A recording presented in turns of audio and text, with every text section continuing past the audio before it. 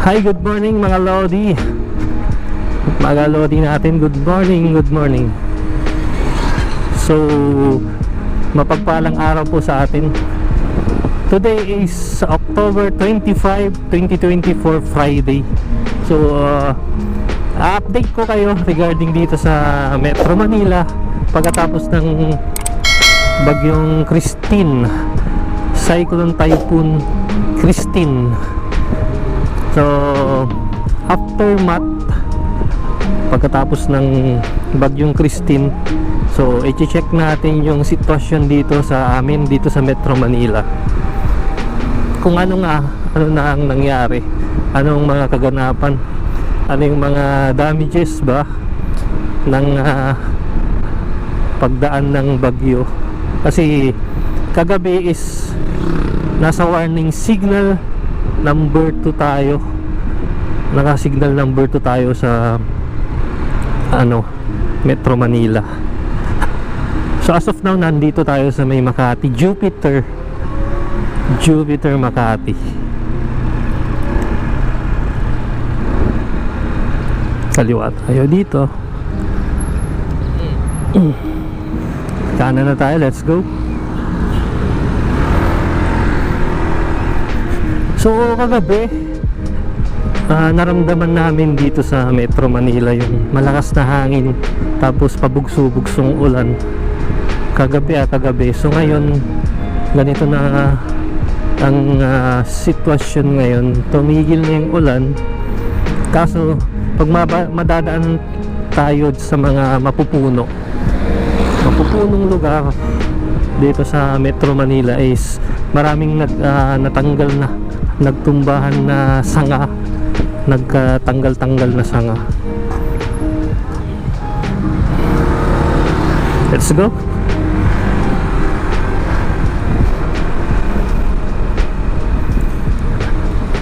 So tuloy tayo, continuous tayo mga lods. So dito sa Metro Manila, pag nadaan tayo sa mga mapupuno, is maraming nagkatanggalan na sanga, at may mga part na may baha pa rin. Pero ngayon wala nang ulan ngayong nararanasan. At sa mga oras na to, anong oras na ba? 6:50 AM yung time check natin. So sa mga oras na to wala nang ulan. Makikita natin medyo maulap pa rin, madilim, kaso walang ulan. So JP Rizal tayo dumaan, galing tayo ng Jupiter Avenue, Makati.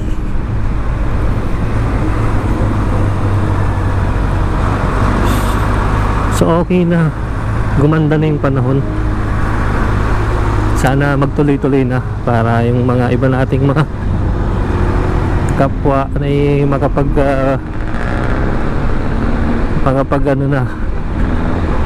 makapagpatuloy na sa kanilang ginagawa, sa mga kanilang mga gawain, mga pinagkakaabalahan. Kasi pagka baha, medyo mahirap kumilos. Tapos pag maulan din, may bagyo, mahirap kumilos mga lods. Limitado yung galaw natin. So ito maganda na, maganda ding biyahe natin.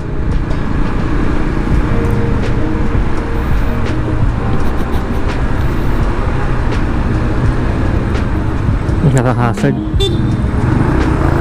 Let's go. Ayun, maganda yung biyahe natin kasi maaga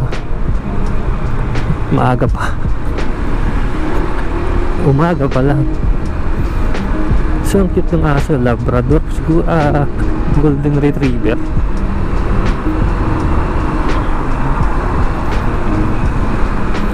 So ganito yung sitwasyon sa Metro Manila sa mga oras na to, sa araw na to, October 25, 2024.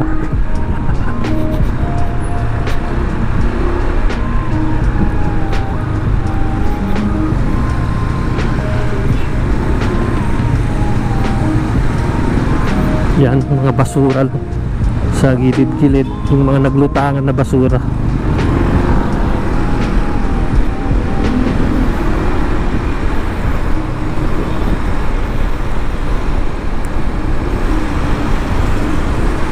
Sa alamang siguro wala pa ring pasok ang mga student ngayon kasi Friday na. Siguro wala nang pasok yan, cancel na yung pasok.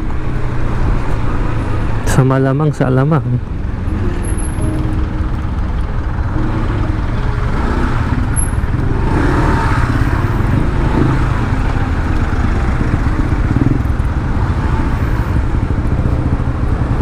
dito tayo.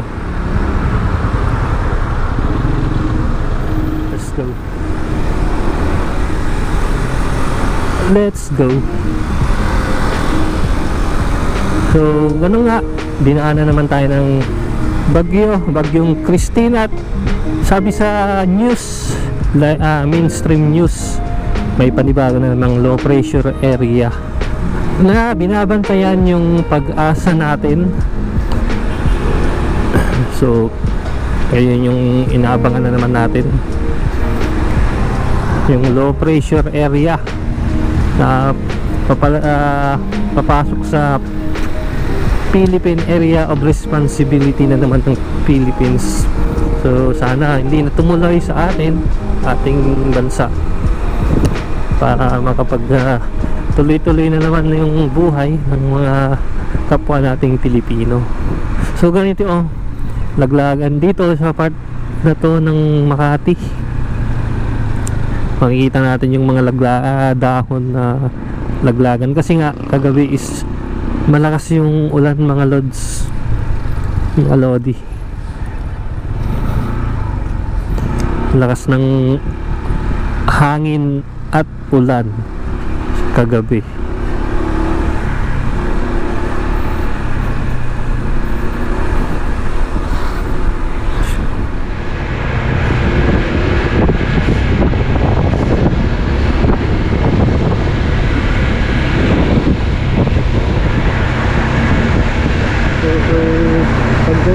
Pagdilim, bagya pa rin ang pagsulan yan. Ang ganyang pagdilim, dala na yung bagya.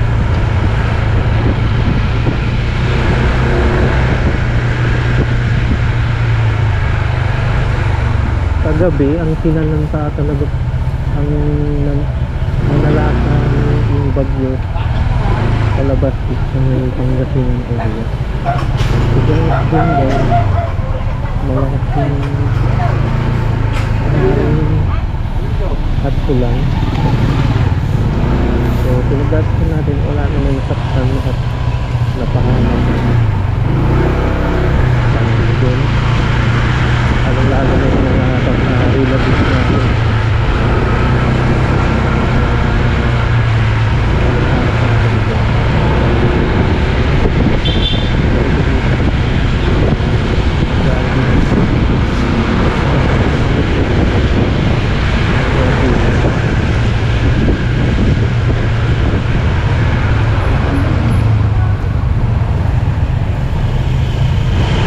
Salamat tayo at ganun lang dito sa Manila. Hindi tuloy-tuloy yung ganun yung lakas ng ulan. Parang hanang-hanang siya.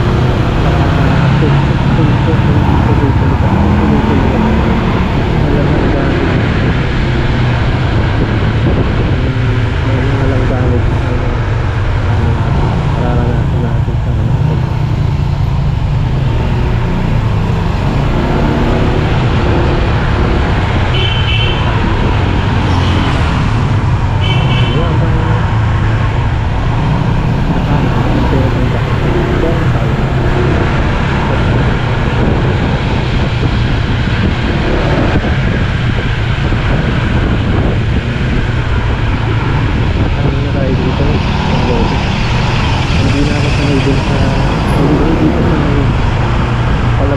Biyernes pa ako, hindi na tayo sinaldo kaya maraming nangyayari doon, bukas yan, mas okay yung ito dito pwede tayo open yung Mag-girl na ako dito.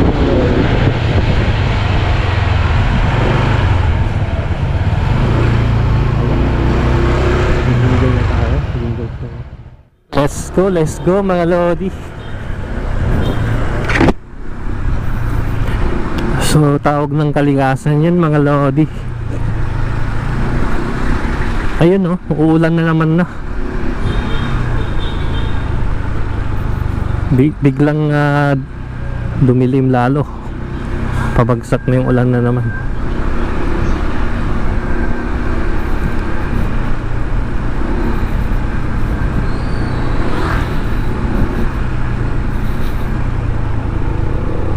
Kanan na tayo sa portal.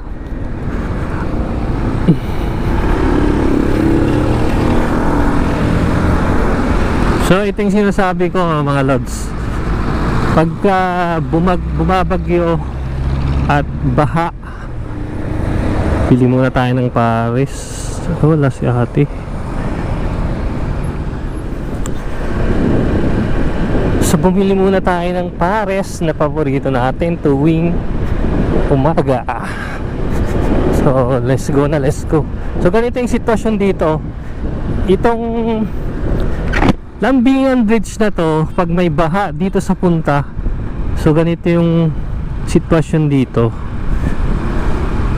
Gawa ng baha, pinaparada ng mga car owner, ng mga may sasakyan dito sa may gilid mismo ng Lambingan Bridge. Kasi nga malulubog sila dito sa may looban ng punta. Yun yung sitwasyon lagi mga lods. So yun yung sitwasyon pagka bumabaha. Kaysa naman ipagsasapalaran mo yung sasakyan dyan sa looban na hindi ka na makakaalis, makakalabas, i-safety mo na dyan sa tulay para yun hindi masira yung sasakyan. Kasi nga dito sa part na to, ito start dito pagka umapaw na yung ilog dito sa Pasig River. Kasi itong punta na paikutan tayo ng ilog. So once na umapaw yan,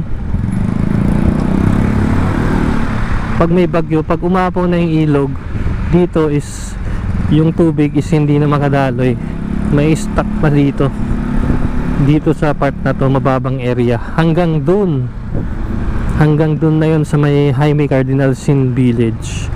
So dito hindi na makakapasok ang motor at 4 wheels pagka may bagyo o malakas na ulan.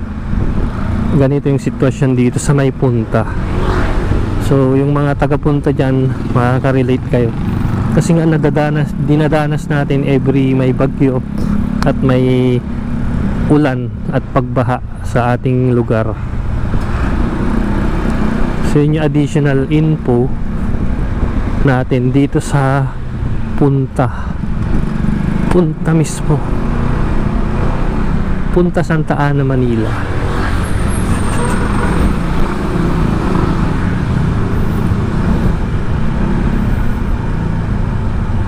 So kung nagkataon man na ganun yung nangyari, pagka naranasan natin yung ganun, ang mangyari nun, mag-check-in na lang tayo sa hotel or sa mga motel.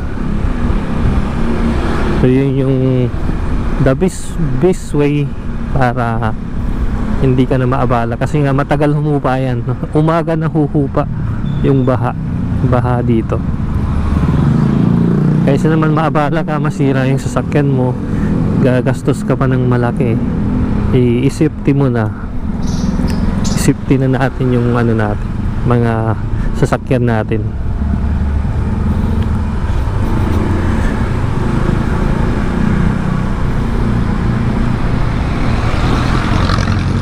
So, malapit na naman tayo sa home point natin mga lods. So dito sa part na to malalim din dito. sa may Kalahi Street, Kalahi, hanggang dun na yan sa may Jaime Cardinal Sin Village.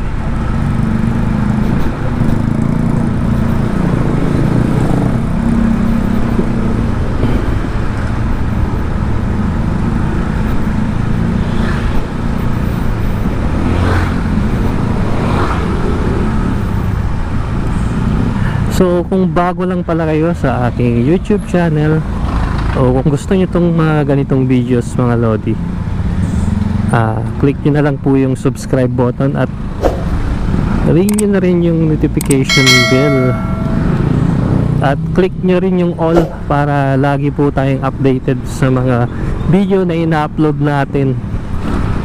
Lagi tayong nag-upload every week para updated po tayo. Automatic may lalabas na notification na sa inyong mobile phone pagka click yung subscribe and ring yung bell. So dito congested.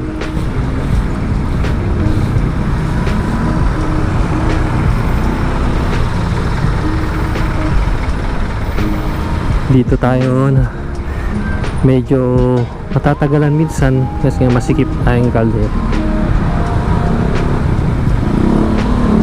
So malapit na namang matapos ang ating pagsasama at ang ating for today's video mga lods.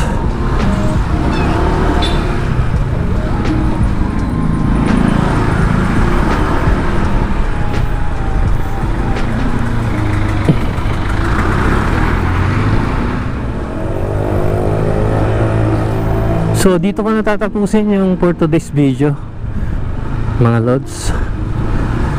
Kita-kits ulit tayo for the next upload ng ating video. Peace out.